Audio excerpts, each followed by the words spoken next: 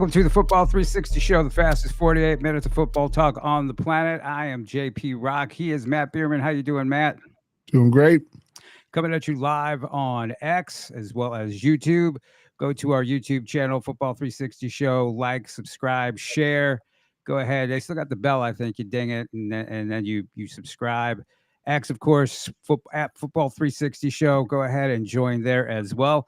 Of course, you can hear us on KLIS 590 AM on Saturday mornings at 11 o'clock. Your Lou information station, louinfo.com. Of course, all great audio podcasting services such as Apple as well as Spotify as well. And everything Football 360 Show at football360show.com. And of course, we're brought to you today by a couple of amazing tools for you parents to use, right, Matt? Amazing.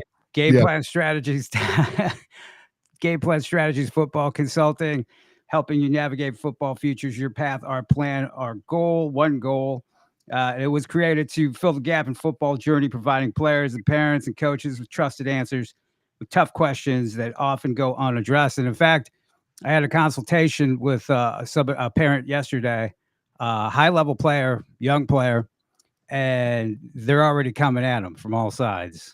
And he tells me, you know, a lot of people are talking stuff. A lot of people are really good talking, but he doesn't know that they know what they're talking about. So he reached out to me because he said he knew what I was talking about. So good for him. Yeah, there's a lot of people out there that are just going to tell you what you want to hear or tell you what they think versus what they've actually been able to do and learn and execute for other people. Correct. Or they want to glom on. They want the kid to go here. They want the kid to go there, whatever the reason is. But definitely, I mean, that's what we're here for. Go ahead, gpsfootball.org. Book a free consultation as well as Offered, right? And I got an email about Offered. You got some news regarding that? Yeah. So we have a book that we just released. It's just basically a guide for moms and dads and players to just kind of help navigate that whole process because, you know, at the end of the day, like there's so much work that has to be done by mom and dad and the player, right? I think there's a lot of disconnect where they just think, hey, the coach is going to do it all for me, right? Obviously, the high school coaches play a pivotal role at a certain point in time, right? But you need to put in the work and start having a strategy from the time they're younger, you know, 7th, 8th grade, all the way through high school. Unfortunately, you and I both know in the last 2 to 3 weeks, so many people's seasons have ended. Yep. And now they're worried about recruiting, right? And they think it's this magical thing that happens at the end of, you know, when your film is finally done. You know, newsflash, no one is sitting, you know, on bated breath, waiting for your film to get released. So you can't turn recruiting on and off when you want it. No, and the Offered platform is, and part of that process is like, hey, just education, right? There's a component in there that's, you know, kind of gives you the X's and O's of different types of visits and timelines and tasks that you should be doing throughout the year. And then how to contact coaches. There's 10,000 plus coaches information in there. You can directly email them through the system. And then more importantly, you can actually view if they have clicked on your link, if they've opened it. All those different things are really good and indicators as to, hey, do they even know I exist, right? And I think I was just talking to a father the other night of a young man who uses our system they use it really well. But like one of the things he said, and I think this is a really good point to address, is like, okay, yeah, you're sending emails to people, you're DMing, you're posting on Instagram and X, and you've done game day visits, and you've done all the things that you think you should be doing, and you feel like things are not going great. And he gave the example of, I think for every 100 actions you do, it would be great if you get one response back.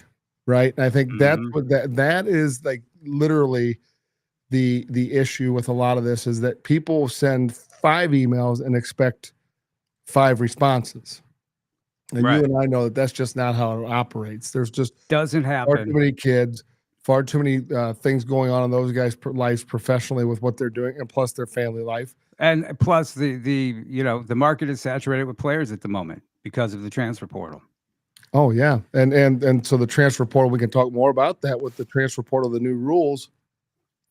It should end up helping high school players, but in the interim, those seniors, it's kind of probably ding the current class of seniors a little bit more because everybody's going to be in there, in January. So that second signing period that we usually see, all the big guys are going to get signed and snapped up in December, right? They're just like the signing period. It's that second wave of guys that the transfer portal is going to probably clip a ton of those kids, but it could also open up a bunch of spots at the D2 level. Yes, absolutely. S level that could be really good for them. Right. So just because signing day is coming up in December, do not, and you don't have offers, you don't have a landing spot for you, don't panic, because that second period does matter. Things are going to shake out. There's going to be schools. They're going to reevaluate. They're going to check their board. What do they need? Who are they having transfer out that they need to replace? Right. Yep. And there's that second signing period, but really you have until June, right? Before you could, because schools are still looking for guys up until June. And so don't feel, oh man, it's over for me. I guess I'm just not meant to play football, which I've heard from kids. And it's like, man, we gotta be a little more positive than that. How many times have you heard lately, like, hey, if I don't get to go, Power 4, I'm not playing. I don't want to play. That happens a lot. And I think the tough thing is like, one, the Power 4 is just such a small group of schools, really, in the grand scheme. And then there's only so many spots available at those schools. So, like at your position group, there might be 70 positions open throughout the entire country, right? Depending on what position you play. Like that's a really small group of it's really low percentage, right? It's just really low percentage. I mean, so to put yourself into that corner really is a tough position to be in, because like now you've given yourself like an out, like, well, if I don't get that, I'm done. So I was talking to a guy yesterday. He's an FBS Power 4 guy. Mm-hmm. And I was talking to him about a guy potentially walking on, and he said, hey, that's, like, basically, like, we are looking right now for next fall what our numbers are going to look like. We're probably going to need one or two guys at his position. Right. So curious to see, like, then you give them the film, and then they have to ascertain, like, hey, we already have a guy that's kind of like that. We might need somebody different. We might need a bigger guy, a faster guy, a smaller guy, whatever it might be. And they're going to be very picky with their walk-ons, right? Because the walk-ons are going to be part of the revenue share component as well. Yes. Right. I mean, they're paying for their food. They're paying for their, not their school, but there's cost associated with that guy being on the team. Yeah. And so that's going on now. But to think like they are already like trying to project out their camp next year, because they what they do know is who they have coming in. Yep. They know what they have leaving, graduating, but what they don't know is 100% who's leaving the transfer portal. I'm sure there's certain guys they have ideas on, but they don't know 100% who's coming and going, right? There's going to be some surprises, yeah. Oh, yeah. Oh, I mean, I've gotten numerous calls and texts from kids that are in college that are looking they're situations. Absolutely. They're wondering that. And that's why it's good to have advisors who can help you out, who can help you with that sort of thing. And really, in my opinion, I don't think you should consider yourself too good to play NAIA football. Okay. Yep. And I'm hearing some of that, and that really bothers me. Now, the really good kids, the kids who love football, who want to excel, they're fine with that, right? And they rattle off the names of the schools. But I'm telling you what, right now, if you think that you're too good to go down and play D2 or NAIA football, then maybe you're right. Maybe it isn't for you, because your heart's not in it, and your heart's got to be in it, because I'm telling you what, they show up, they compete, they practice hard, and you got guys who are looking to excel. And if you just show up thinking you're going to be the man and you're not going to, your heart's not in it, then you're just not going to excel there. So it weeds its way out. It does. And the other thing I would say about that is, I'm getting stuff from coaches where kids, they reach out to kids and kids will not respond. Right. you should respond to every single coach who reaches out to you, right? Who shows you any interest, and for several reasons.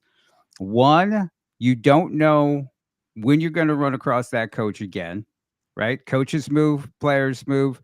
You don't know your situation, right? Yeah, might not be as good as you think you are, and you could use it as a stepping stone, right? You need to explore all your options. And then lastly, in a decent society, it's the right thing to do, right? Because they're taking their time out of their schedule to message you, to try to reach out to you. You definitely need to do that. You don't want to be that guy. And the other thing is, coaches talk, man, and they talk about kids. If their kid's not a fit for their school, they talk about this kid. They're like, yeah, I reached out to that kid. He just doesn't respond to coaches that aren't on the level he thinks he should. And so, you don't want to get that reputation as a kid. No, you don't want to be the guy that's too big for anybody because you don't know where they're going to end up. You also you just don't know who they know, right? Mm-hmm. And but you got to be careful too because there's you're talking about college coaches, right? Yep. Kids are more responsive to the stuff that doesn't matter, like some bizarre combine that's coming, that's like 4 states away that like your name made it to a list and they're inviting you to it, right? I think that's the issue is where it's like, like JP, I think last 2 years ago, maybe last year, whatever it was, we had a kid who signed up for the combine, elite combine, and then his parents were like, well, when's he going to get his, so they registered and paid. And when's he going to get his invite so he can post it? Right. And the problem is like, and then he gets there and the kid doesn't want to participate in the drills, right? Because it's over his head, right? Mm-hmm. But part of that is that's part of the experience. Then that's part of the experience. Correct. But the crazy thing is that they were thinking like, hey, we go to this event, then we have an invite. Like, then it's like that's going to help them. No, it's not really going to help them. Like if we're inviting guys to come to the combine, it's because we want to see them there. There's a component of what they've done or their body of work that will make the event better and then will help them gain exposure. Right. But other than that, JP, coming to the combine in and of itself is not going to help anybody. Now, if you come to the combine and you do well and you excel, that will help you. The word does get out. I do reports. I'm there. I evaluate players. And I'm telling you what, I was just looking at it the other day, and the number of dudes who are just have blown up who've come to the combine just this past one, right? Yep.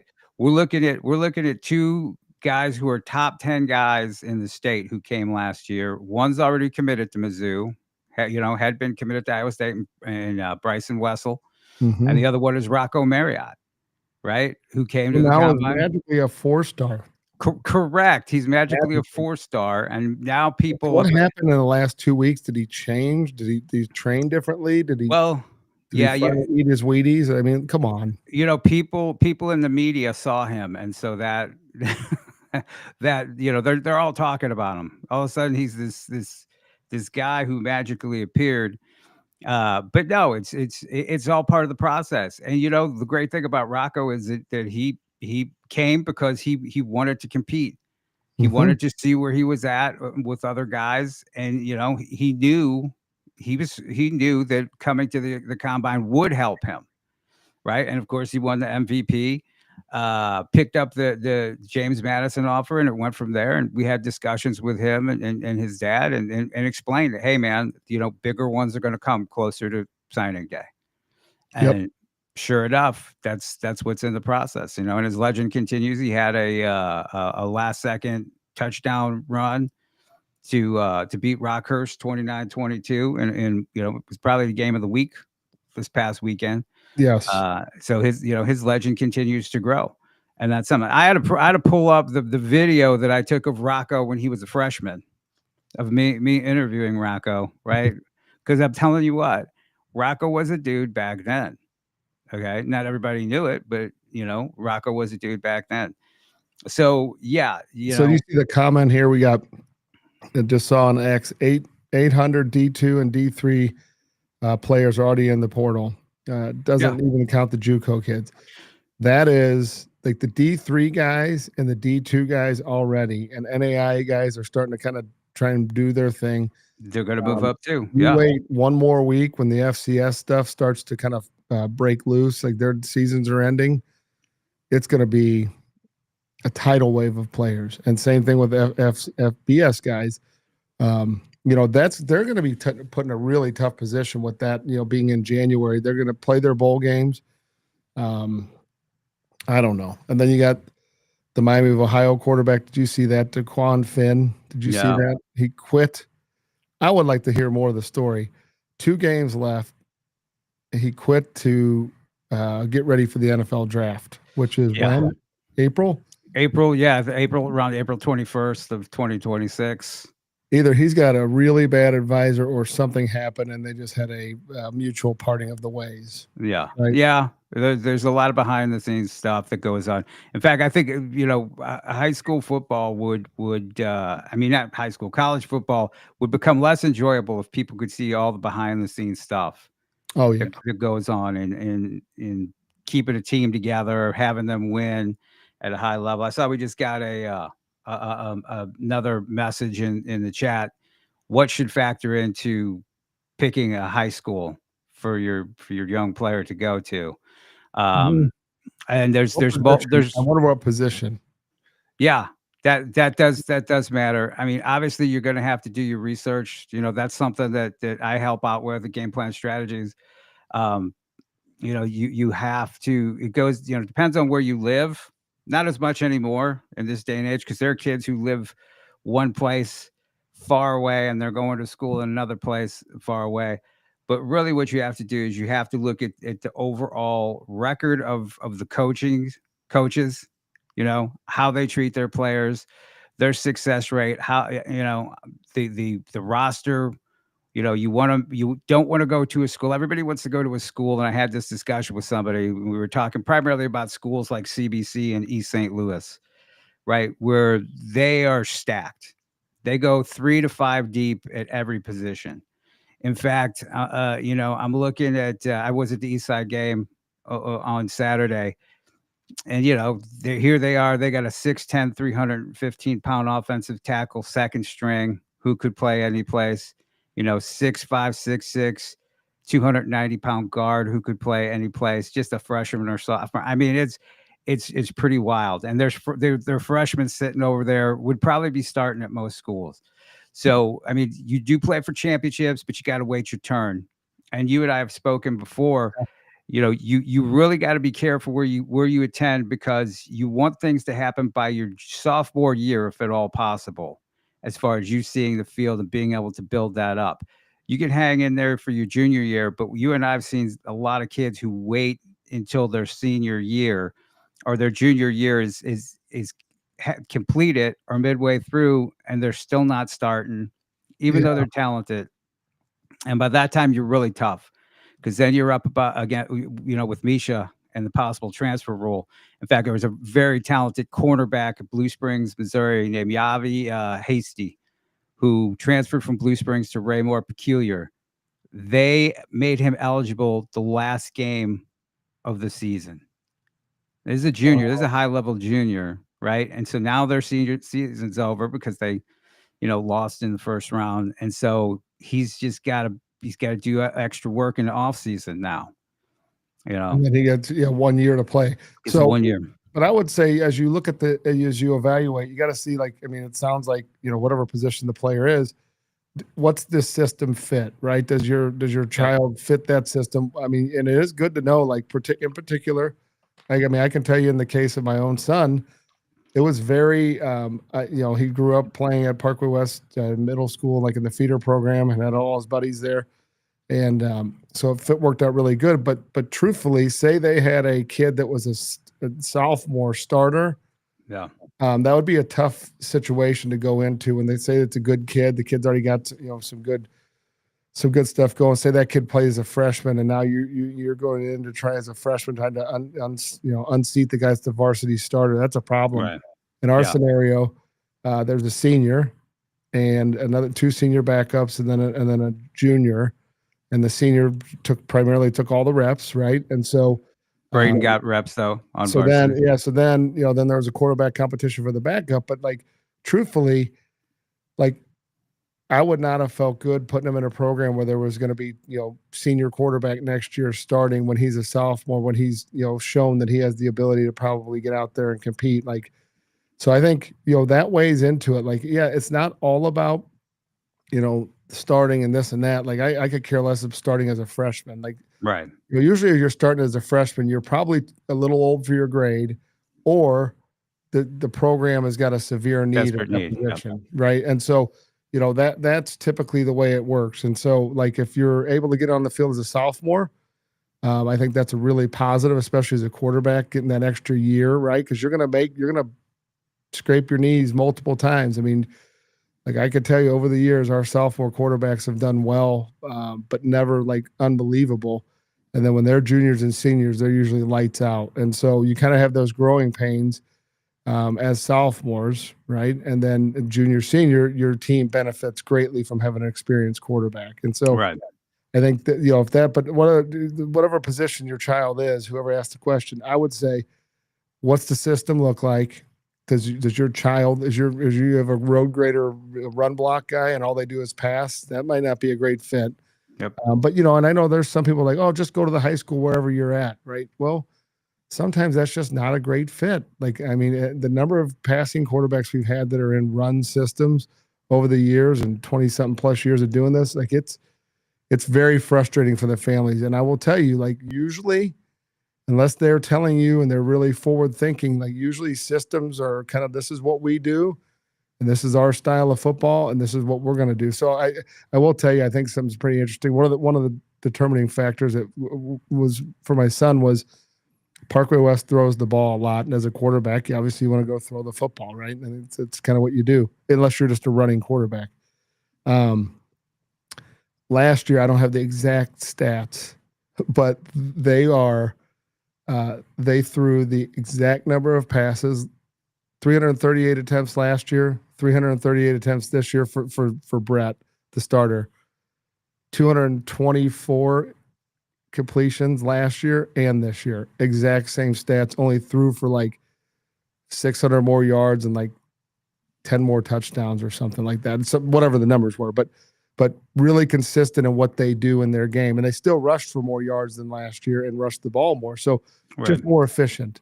And so, obviously it was a senior laden team, so things may come back down to earth next year a little differently. But, I would say you have to weigh that in and see, just like if you do when you're looking to go into college. And I think some people will think we're crazy for having that conversation about high school, but like, you get 4 years of it. Right. So wherever you're going to play, you're going to be bought in. And ideally, you're there for all 4 years. Right. I mean, I think moving around high schools can be very problematic in many regards. Right. Because one, if you just move, you move. It is what it is. Right. I mean, that happens. People get new houses, change. But, a lot of times you and I both know there's a lot of movement in high school football in our area that is not related to relocations. And it's accelerating around here, too. Right. Right. So, you make that move, and sometimes it's good, sometimes it's bad. Sometimes you're sitting out, sometimes you're playing. Sometimes you go in and think you're going to be a certain guy, and you see that you're not. And you gotta deal with your situation. Just want to remind you can listen to us on 590 AM KLIS, the Lou Information Station, on Saturday mornings at 11 a.m. 590 AM. So as you were saying, you were talking about the move. Yeah. I mean, JP, the number of kids that we've seen over the years that have moved, and had they just stayed where they were at, like, okay, we have a situation. I was talking to a kid the other day. He may move next year because they have a couple houses in their the family has 2 houses, I guess, and the mom's wanting to move, whatever. The kid's going to be a senior, and he's a primary player on his team. And I said, let me tell you something. That can be problematic. That is a huge risk, because you assume you're going to have the same role that you had on this team as you're going to have on that team. And that is just simply usually not the case, right? Because that other guy's ingratiated themselves. They've been in the program. They know the coaches. They know the system. And now you're the other guy coming in to help, want to run that show with them. And I think That's a big risk. And then from a recruiting standpoint, it's a lot easier when you've built some runway and some momentum to have coaches coming in when there's guys that are at your school, especially if there's guys at your school. And I'll tell you, this is part of the program, and you tell me what you think about this. When you're considering where your child's at, like, it does not hurt if there's been guys that are good that have come out of that school in the past. It does not hurt if there's some current players that have higher level offers, right? D1, D2 offers. That is not going to hurt those younger guys, because that means there's going to be more guys coming in the spring looking around for guys. And so, like, Yeah. that just increases your odds. That's why That's why there are pipeline schools. That's why you see people willing to go to a school where they're the fifth quarterback, right? And they and everybody thinks they're going to be the man, but you have to also be realistic with that. And transferring as a senior, I don't care if you have multiple houses in multiple locations. That's a risky proposition as far as Misha goes, because we have already seen guys do that, and it was a legitimate move. They had a house, they moved to their other house, they were selling that house, and Misha declared them ineligible till about halfway through the season. And so that, if you're thinking about the same kid, that, in my opinion, severely hurt his recruiting. 100%. Yeah, it really did. So but really, a teammate get offered instead of him, right? Is that, and we're talking about the correct? same Yeah. We're talking about him. Group, well, I mean, group. In fairness, the other guy was pretty good. Was yeah, better. Really, yeah. But yeah. But how about this? That same recruiter gets to see both those guys. He's like, oh man, right. like, but he didn't get to see the one, right? Right. And so, like, exactly. oh, there's two of you. So, but I do think there's so many risks that you could avoid by just simply asking questions. Not believing everybody that tells you, like, hey, you come here, we're going to get you right, we're going to do this. And then to realize, like, that guy doesn't even hardly carry weight on the coaching staff. Like, there are so many guys, young men / coaches that are so worried about, like, being in with the kids versus actually, like, doing what's best for the kids. It just sounds crazy. Like, I mean, I feel like the old man talking like that, but, like, I sit back and watch, I'm like, man, I've seen this story play out 1,000 times. And these guys are hanger on or kind of fanboy type people that for whatever reason make their way into the game. And then they feel as though, I won't say the guy's name, but there was a kid, someone a number of years ago, and he had a handler that was helping coach at his high school. Yeah. And he got heavily involved in this kid's recruiting, would show up at the recruiting visits. And, the pictures online were basically as if he was getting recruited, right? Mm-hmm. Like, he's a big deal. Yep. Right. And his social media was all about the places they've been and this and that. And you hardly even saw the kid that was getting recruited. Yeah. And I can't tell you, the kid went to end up going to a Power 4 school. I can't tell you if he's ever played it down. I don't think he has. Right. And it's one of those things where you got to be careful who's advising. You've got to be careful who's in your corner. Your high school head coach should be someone you can rely upon, but sometimes that is not the case. I mean, that's just. And they're busy. They're dealing with 100 guys or more. They're trying to, they're being spread pretty thin as it is. And quite honestly, I mean, that's why Game Plan Strategies was created. Was to give people an opportunity. I mean, there's a true need. I'm finding that out very quickly. I mean, for years, I've had people coming to me for advice, you the same thing. And so, now it could be more organized and reputable. And again, I have no reason to tell anybody something just so that they want to feel good. Right. I am brutally honest. And part of the equation is getting evaluated, right? Are you that guy? Are you that player? Because football is a business. From the time you start playing, it is a business for the parents, right? And I've had parents tell me how they go to various camps. There are parents who are taking their middle school kids to Houston, right? To Florida, to Los Angeles for camps, because the places that you talked about at the beginning were popping up. They find their name and they can find it online, and then boom, here's an invite, right?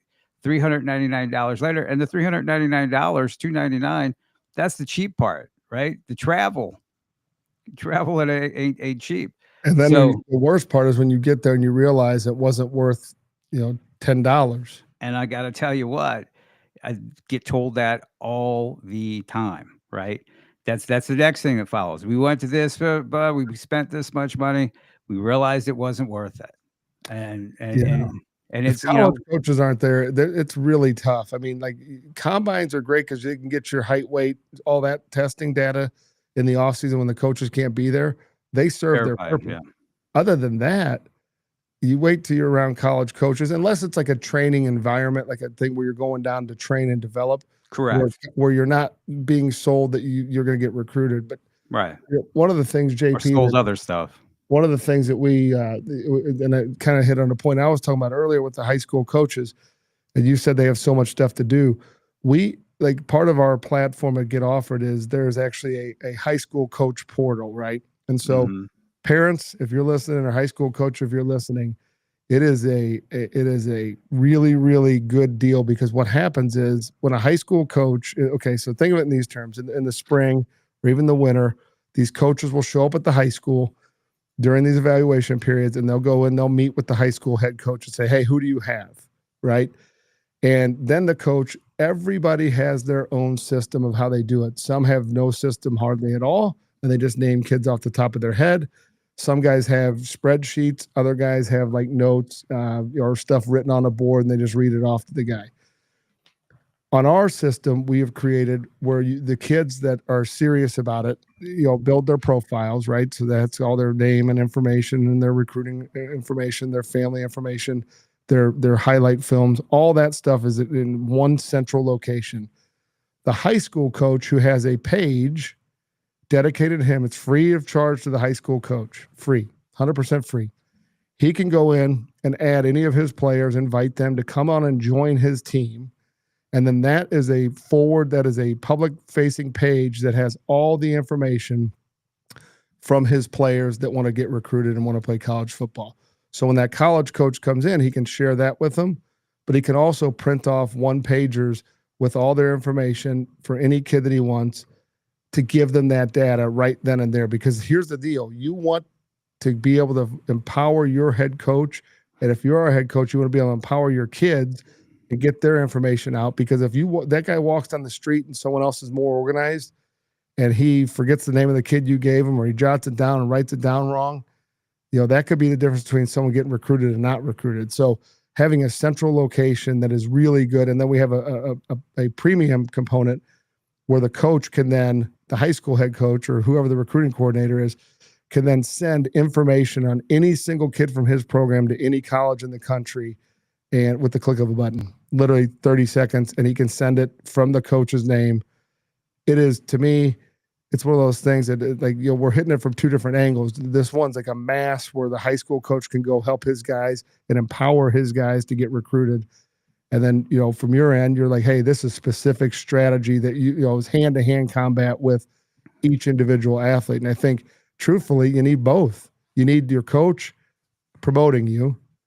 You need to have the awareness, and then you need to have someone else advising you how to move through the process. And I think therein lies half the battle, because I think most people have 0 to 1 of those 3 legs, on the stool, right? And Right. I don't know that there's, other than watching guys online and listening to different people talk about it, there's not a lot of education that people are getting on it, I think. All right. So back to the original question, I just jotted down real quick. What would you look at as far as picking a school?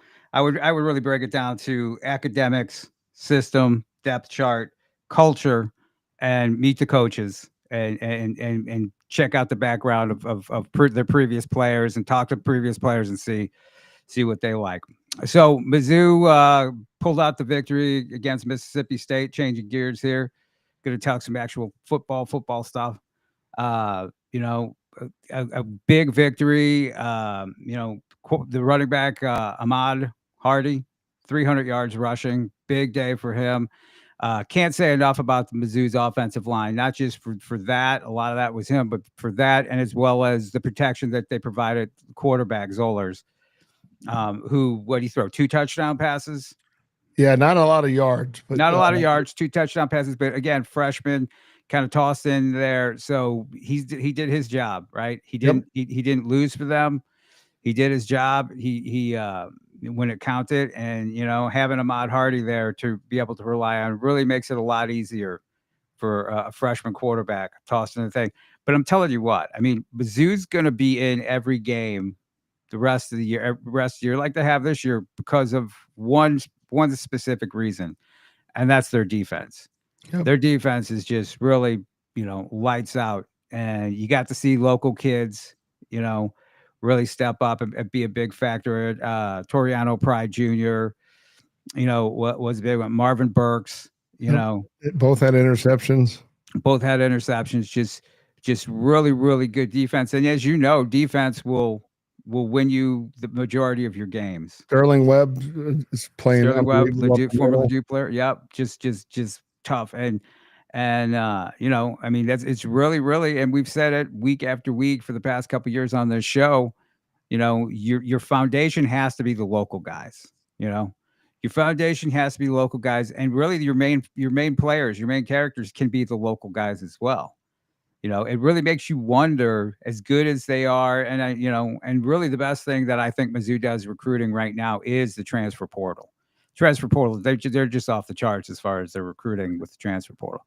But yep. then you take those foundational guys, the Marvin Burks, the Toriano Prides, but it really makes you wonder, and it does absolutely no good to wonder about this, but it makes you wonder, what if Jeremiah Love was there? What if Ryan Wingo was there, guys like that.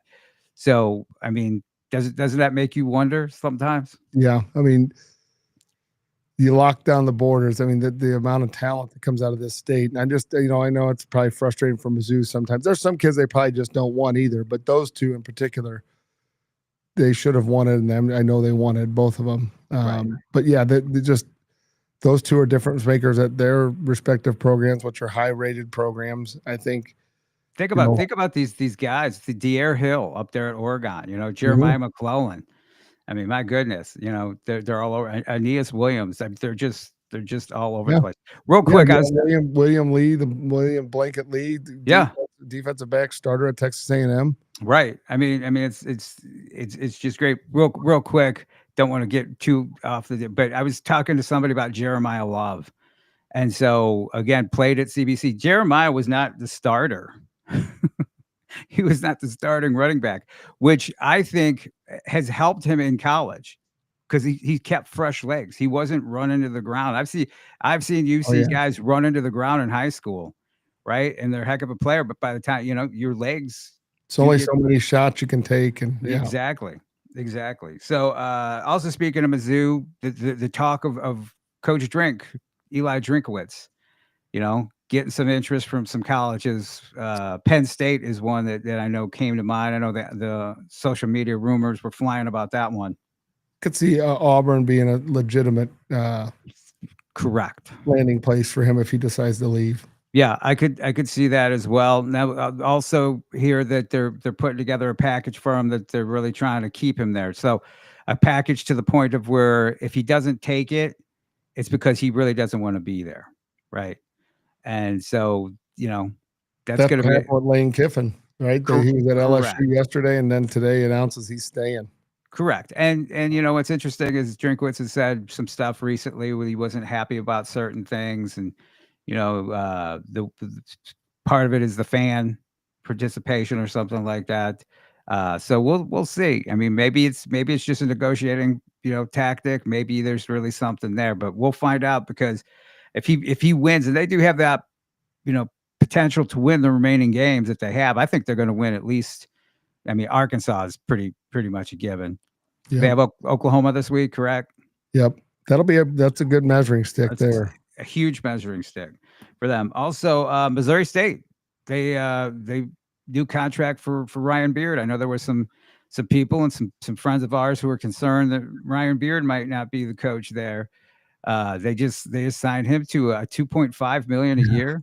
I believe it is. Man. Isn't that wild? Where's that money come from at Missouri State? I'm telling you what, $2.5 million in Springfield, Missouri goes a long way. Oh yeah. Yeah, that's for him, man. That's great for him. Like a $9 million contract or something, guaranteed, right? Unbelievable. Good for him. Yeah. So hopefully they get to play in a bowl game. That's the controversy. They're on probation because they just went up from FCS to FBS. Right. And they've got 7 wins. Hopefully they get an 8th win here. Yeah. They get an 8th win. There's no way they don't get to play in a bowl game, because there's Right. always teams that don't qualify from each conference. So they would be one that would be an add-on, I would assume. Right. You hate to see bowl games where they're sub 500 teams, you know. Oh, it's silly. Yeah. Remember years like that in the past? Oh yeah. Oh yeah. It takes away a little luster from. Oh, you guys beat the 5-5 or 5-6 Bobcats. Right. Whatever. Yeah. Exactly. Yeah. The Ohio Bobcats. Yeah. So They're pretty good this year, I think. yeah, there's good football over that way. High school football. I know your season came to an end. Heck of Yeah. a game. That was a tough one, right? Yeah, we went for 2. We went for 2 in the win. Yeah. Just didn't get it. Just one of those things where, you can go back and watch the film and say, oh, if we would have done this or this. I mean, we were, down, pretty depleted on our offensive line, down a tackle at the beginning of the game. Hurt, who didn't play, and then the reserve tackle went down. And then it was everybody shifted position. So that our last drive to score, I think, was a minor miracle. But it was a heck of a game. Battle between both teams. Really, really good environment. Kids had a good time. I think it's one of those things too. You lose all 3 teams we've lost to are still in the playoffs. I think that says something about the things Coach Duncan and the staff have done. So pretty excited for the momentum that's been built and the progress that was made this year by them.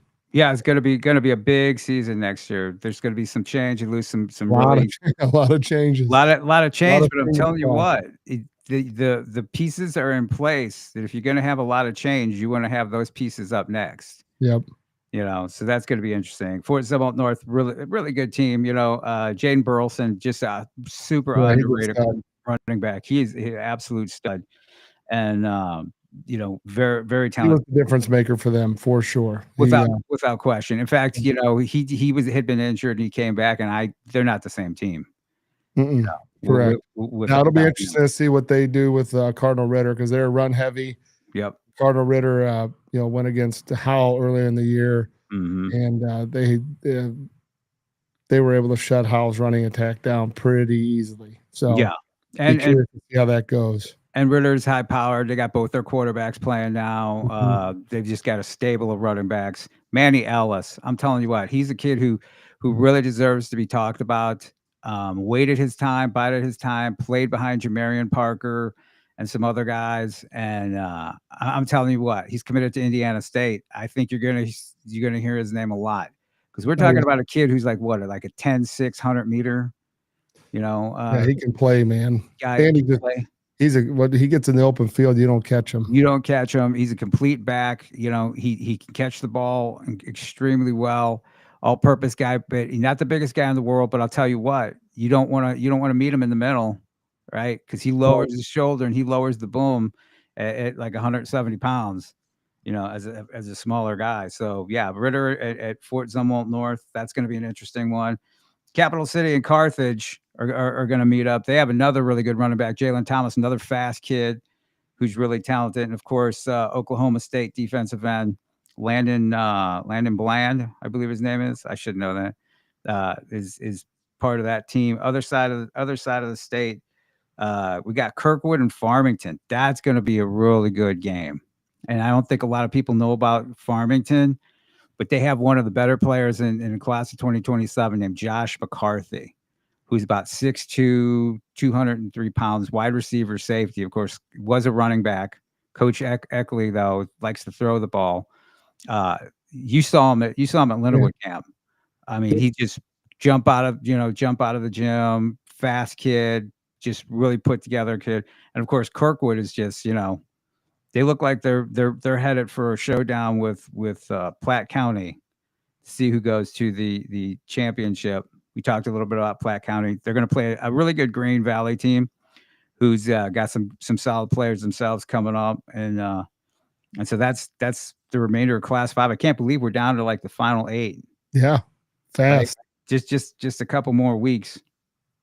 And then, of course, Class 6, Jackson and CBC. CBC goes to Jackson, Missouri. That is going to be a game. That is going to be a brawl. Yeah, it should be. It should be a battle. Quite honestly, probably the best offensive player right now, or just one of the 2-3, is Vic Williams, running back from CBC. Another just absolutely just fast Smaller kid guy who can run. who can run, who's playing lights out. I mean, Yep. he's just, I saw them against the Smet, and he gets to the corner, man. Nobody's gonna touch him.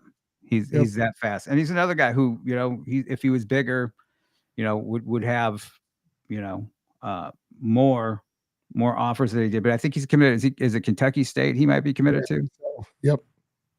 And of course, Lee Summit and Liberty. That's going to be a good game. I was at the Lee Summit, North Kansas City game, and Lee Summit. They have a very interesting offense. It is a misdirection offense. No quarterback. Everything is run out of the Wildcat. They have super talented running back named Preston Hatfield, who'd been injured a lot or most of the season, came back. And he has a twin brother, Peyton. And so they take turns along with a young man by the name of Karsten Feeney, who's about 6'2", 200 pounds, who, colleges really, really need to get on him because he's 6'2", 200, 37, 38-inch vertical, 4'5" legit guy. And he's just a load on offense and defense. And they're big. They have a big line. Their nose guard was like 300 and looked like he was 350 maybe. They're big, they're fast, and they're physical. And so, they beat a really good North Kansas City team. So that's, looks like whoever wins CBC Jackson's going to face the Kansas City side.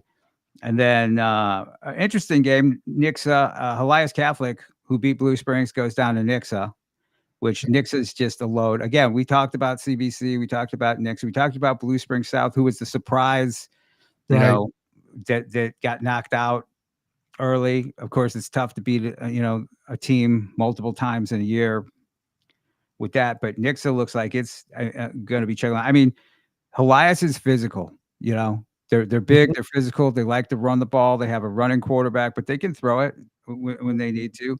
And it's another system team, they have a really good system, really good physical players who buy into it. So they're really good. And then Pattonville and Fort Zumwalt West, couple of surprises over there. Going to be facing off. Now, Pattonville, you and I have talked about before. There's not really a huge surprise on that one because they're really talented, really good quarterback. Big receivers, big receivers that can run, good defense. Fort Zumwalt West, I watched them. They lost to Kirkwood the opening game of the season, 10-0, and so they showed a little something there. And they've got a senior dominant team who's playing really well together.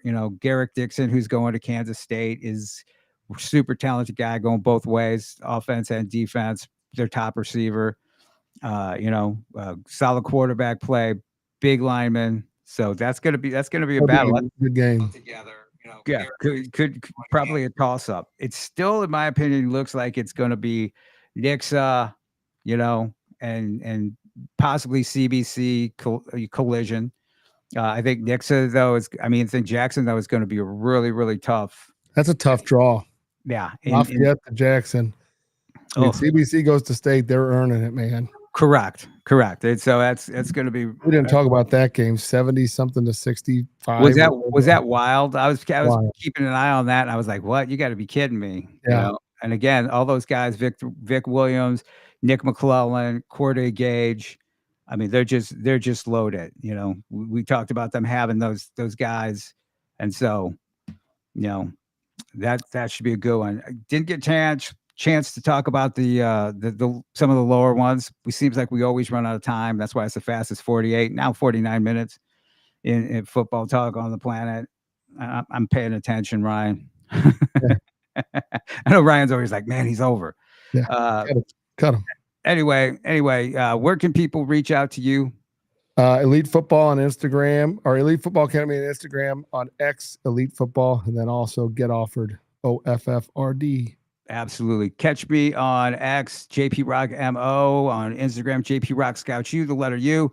And you can also catch me at gpsfootball.org. Book a free consultation. That's Game Plan Strategies Football. Everybody have a safe travel. If you're on the road, your team's on the road, enjoy the rest of your weekend, the rest of your football season while it lasts. And you can catch us on 590 AM, Lou Information Station, KLIS, on Saturday morning, 11 a.m. We will talk to you next week. See ya.